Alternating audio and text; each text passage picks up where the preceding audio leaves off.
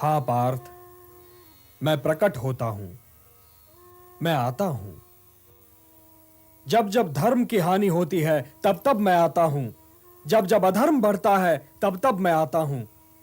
सज्जन लोगों की रक्षा के लिए मैं आता हूं। दुष्टों का विनाश करने के लिए मैं आता हूं। धर्म की स्थापना के लिए मैं आता हूं और युग युग में जन्म लेता हूं। भगवान विष्णु, जिन्होंने न जाने कितने ही बार इस संसार में जन्म लिया और धर्म व मनुष्य जाति की रक्षा की, हमारे हिंदू धर्मों में इन अवतारों की आज भी पूजा की जाती है, चाहे वे श्री राम हो या फिर श्री कृष्ण। इन अनेकों अवतारों ने हमारी मानव जाति को कई बार बचाया व कुछ ऐसे उपदेश दिए जिन्हें हम आज भी मानते आ रहे हैं। पर सवाल ये है कि ये भगवान विष्णु ने ये अवतार क्यों लिए? क्या कारण था इन अवतारों का? क्या सच में इन्होंने मानव जाति का उद्धार किया है? क्या ये सब बस कहानियां हैं या हमारी हिस्ट्री? जानते हैं मेरे साथ। नमस्कार, मेरा नाम है राज और आप देख रहे हैं अनटोल्ड ट्रुथ अबाउट अस। भगवान विष्णु के सबसे पहले अवतार मत्स्य अवतार की बात की थी। यदि आप में से किसी ने वो वीडियो नहीं देखी तो मैंने उस वीडियो की लिंक डिस्क्रिप्शन में दे दिया है। आज मैं बताने जा रहा हूँ भगवान विष्णु के 3 अवतारों के बारे में। अब ये 3 अवतार एक साथ क्यों, और ये 3 अवतार है कौन? देवताओं और असुरों में कई कालों तक युद्ध चलता आ रहा था और इस युद्ध के चलते कई बार देवताओं के राजा इंद्र को अपनी रक्षा के लिए स्वर्गलोक से भागना पड़ता था, क्योंकि जिन जिन असुरों ने इंद्र को पराजित किया उन्हें महादेव से वरदान प्राप्त था या ब्रह्मा से, और उन्हें हराना असंभव था। लेकिन आगे चलकर उन असुरों को महादेव और उनके पुत्र कार्तिकेय ने पराजित किया और देवताओं को उनकी शक्ति और समृद्धि वापस से प्राप्त हो गई। लेकिन देवताओं के राजा इंद्र को अपनी शक्तियों पर घमंड होने लगा। उनका अहंकार धीरे धीरे बढ़ने लगा और वे खुद को महादेव से तुलना करने लगे। देवताओं में से नारद मुनि भी एक थे, जिन्हें इंद्र देवता का ये घमंड अच्छा नहीं लग रहा था। यही सोचकर वे ऋषि दुर्वासा के पास गए और उनसे प्रार्थना की कि वे इंद्रदेव को समझाए, और ऋषि दुर्वासा ने उनकी विनती सुनी और इंद्र लोक गए। वे अपने साथ एक फूलों की माला भी ले गए थे। इन फूलों की माला की एक विशेष बात ये थी कि ये उन्हीं के पास टिकती थी जिसकी इंद्रियां उनके वश में हो।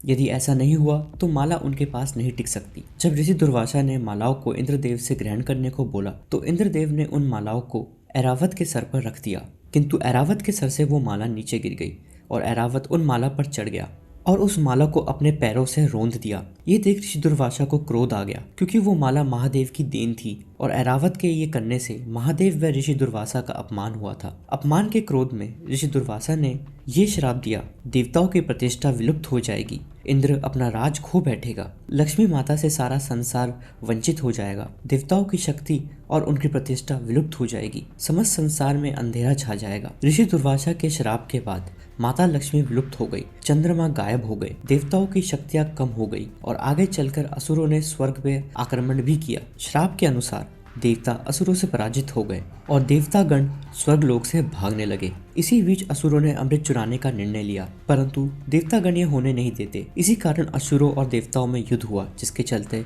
युद्ध के बीच में ही अमृतत्व का कलश क्षीर सागर में जाकर गिर गया और सारा अमृत क्षीर सागर में कहीं समा गया। अमृत के बिना देवता शक्तिहीन थे। देवतागण अपनी परेशानी लेकर भगवान विष्णु के पास पहुंचे, लेकिन ऋषि दुर्वासा के श्राप का उपाय तो श्री विष्णु के पास भी नहीं था। उन्होंने देवताओं को महादेव के पास जाने को बोला। तब महादेव ने देवताओं को समुद्र मंथन करने का उपाय बताया, परंतु इसमें भी एक दुविधा थी। वो ये कि देवता अपनी शक्तियां खो बैठे थे और उनमें इतना बल नहीं था कि वो अकेले ही समुद्र मंथन कर सके। तब महादेव ने उन्हें असुरों के साथ समुद्र मंथन करने को बोला। असुरों को अमृत का लालच देकर समुद्र मंथन के लिए मना लिया गया और जो देव और असुर पहले युद्ध कर रहे थे वो अब एक साथ संसार के कल्याण में अपना सहयोग दे रहे थे। परंतु ये समुद्र मंथन कहाँ किया जाए, इसका निर्णय महादेव ने किया। उन्होंने समुद्र मंथन क्षीर सागर में करने को कहा, परंतु अब समुद्र मंथन किया कैसे जाए, इसका उपाय माता पार्वती के पिता हिमालयन ने दिया। उन्होंने देवताओं को मंदारा पर्वत लाने का आग्रह किया, जिनसे समुद्र मंथन किया जाएगा। मंदारा पर्वत लाने स्वयं भगवान विष्णु गए और मंदारा पर्वत को अपनी भुजाओं में उठाकर ले आए, परंतु जैसे ही उन्होंने पर्वत क्षीर सागर में रखा, पर्वत डूबने लगा और सारे देवता व असुर चिंता में पड़ गए। अब समय आ गया था भगवान विष्णु के दूसरे अवतार लेने का, कूर्मा अवतार। कूर्मा अवतार, जिन्होंने मंदारा पर्वत को स्थिरता प्रदान की। इसी कूर्मा अवतार के ऊपर मंदारा पर्वत रखा गया। समुद्र मंथन के लिए वासुकी, जो महादेव के गले में विराजमान रहते हैं, उन्होंने खुद को एक विशाल रस्सी रूपी रूप धारण किया ताकि समुद्र मंथन की प्रक्रिया की जा सके, और ऐसा ही हुआ। समुद्र मंथन आरंभ हुआ। देव असुर एक साथ जन कल्याण में अपना योगदान दे रहे थे। परंतु जिस अमृत के लिए देव और असुर ये समुद्र मंथन कर रहे थे, उसी समुद्र मंथन से प्रथम वस्तु विषैला पदार्थ निकलने लगा। वो इतना विषैला था, देवताओं का भी दम घुटने लगा। ये था हलाहल विष। ये विष इतना विषैला था जिससे सारी सृष्टि नष्ट हो सकती थी। तब देवताओं ने महादेव से सहायता मांगी और महादेव ने उस विष को अपने कंठ में रखकर इस समस्त सृष्टि को बचाया। परंतु इस हलाहल विष के अतिरिक्त 13 रत्न और भी निकले।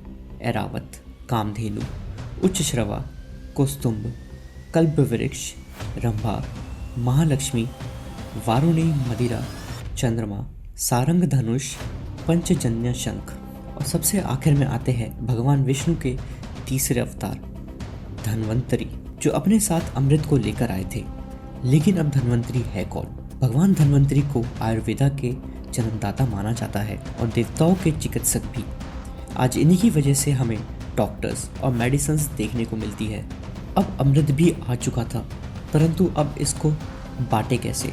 क्योंकि अमृत केवल देवता ही नहीं बल्कि असुर भी ग्रहण करना चाहते थे। इसी कारण देवताओं और असुरों में फिर से झगड़ा होने लगा, क्योंकि दोनों पक्ष ने अपना अपना कर्तव्य का वाहन किया था और दोनों पक्ष को अमृत चाहिए था। अब समय आ गया था भगवान विष्णु के चौथे अवतार लेने का, मोहिनी अवतार। मोहिनी समस्त संसार में सबसे सुंदर अप्सरा वह स्त्री थी जिसे देखकर किसी का भी मन डगमगा जाए। जो असुर पहले अमृत के लिए झगड़ रहे थे, अब वही असुर मोहिनी को पाने के लिए झगड़ने लगे। मोहिनी नृत्य कला में सक्षम थी। उसने नृत्य करना जैसे ही शुरू किया, असुरों का ध्यान अमृत से हटकर मोहिनी के नृत्य पर चला गया। इसी बीच मोहिनी ने अमृत प्राप्त कर लिया, परंतु अब अमृत देवताओं को कैसे दे? मोहिनी ने असुरों को समझाया कि अमृत तो ढेर सारा है, देवताओं और असुरों में सब में ये अमृत बट जाएगा। असुर उसकी सुंदरता में इतने मोहित थे कि उसकी बातों में आ गए। मोहिनी ने एक एक करके सारे देवताओं को अमृत पिलाना आरंभ किया और देखते ही देखते सब देवताओं को मोहिनी ने अमृत पिला दिया।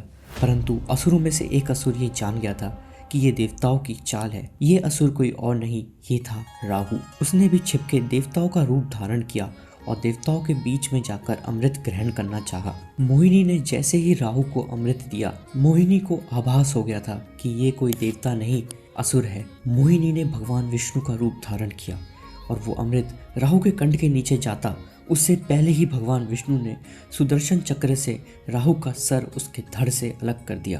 परंतु मोहिनी का यह अवतार देख असुरों को समझ आ गया था कि उनके साथ छल हुआ है। उन्होंने क्रोध में देवताओं पर आक्रमण कर दिया, परंतु देवता तो अब तक अमर हो चुके थे। देवता अब शक्तिशाली बन चुके थे। उन्होंने असुरों को पराजित कर दिया। इस तरह फिर से भगवान विष्णु ने अवतार लेकर संसार की रक्षा की। यदि उस दिन असुरों को अमृत प्राप्त हो जाता तो शायद आज पृथ्वी लोक में मनुष्य जाति नहीं होती। तो ऐसा कहना गलत नहीं होगा कि भगवान विष्णु ने फिर से अवतार लेकर संसार की रक्षा की।